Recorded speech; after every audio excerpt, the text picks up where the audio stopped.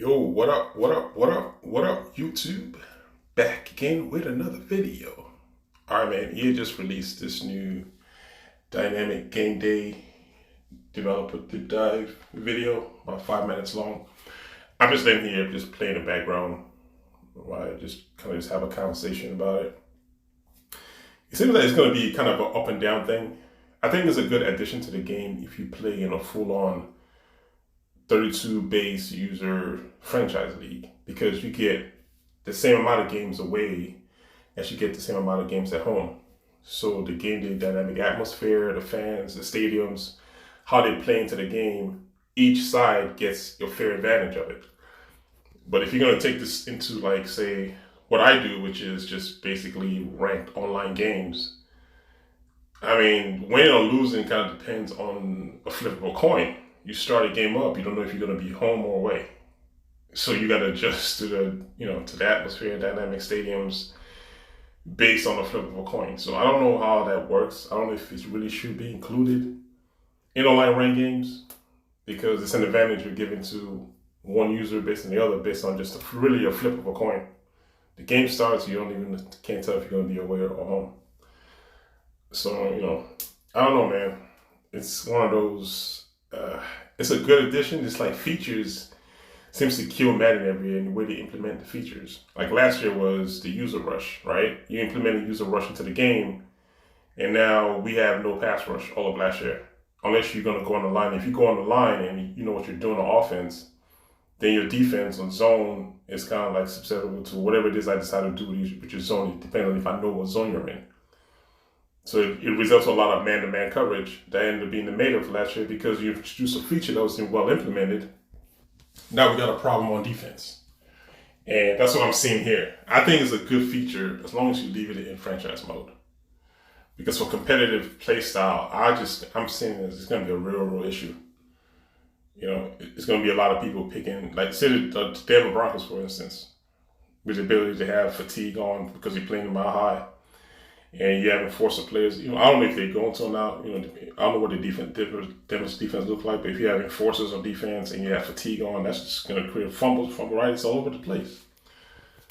So that's just one of the problems I'm seeing so far. In terms of the game itself, like it looks good. I see graphical improvements. Star-driven AI. I know they're implementing that for people that play offline modes to create more dynamic play style with the computer, the CPU. I just hope like when I'm playing a competitive ranking against somebody, I can see that transfer into my defense where there's more awareness on my defensive players. It's just what I'm really looking forward to. But it seems like they've added a lot of like stats driven AI tendencies for a lot of the star players and just players in general. Now how that plays into ranked games is it's left to be seen. We have to get into the game, dissect the game, play it, see how it feels like, and then go from there. I think it'll be a better improved game from 921 from what I've seen so far. It's just the implementation of it. That's what's yet to be seen. And you can't really tell what all that aspect is going to feel like up until you get into a ranked game with somebody and you get into a ranked game with the Madden community in general and you see what's out there. You see what's really going on. But the problem I do see right now, I just think the home field advantage is going to be an issue for ranked games. I haven't heard any word that say it's not going to be used, but I have a feeling we're going to see it across the board for every mode. And yeah, it's going to be a real issue. As of right now.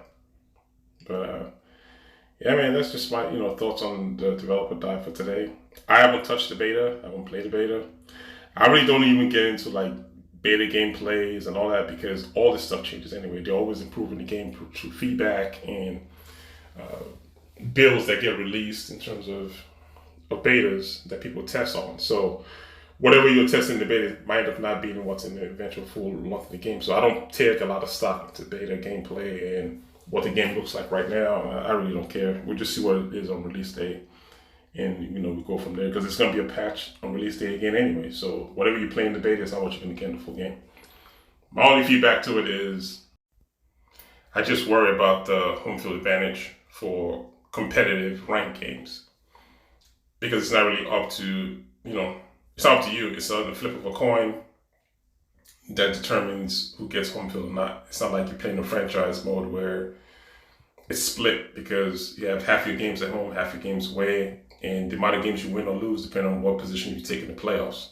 That's just completely different than playing a one-off rank game that's based on a flip. All right, man. Until next video, man. I'll talk to you guys later. All right, one.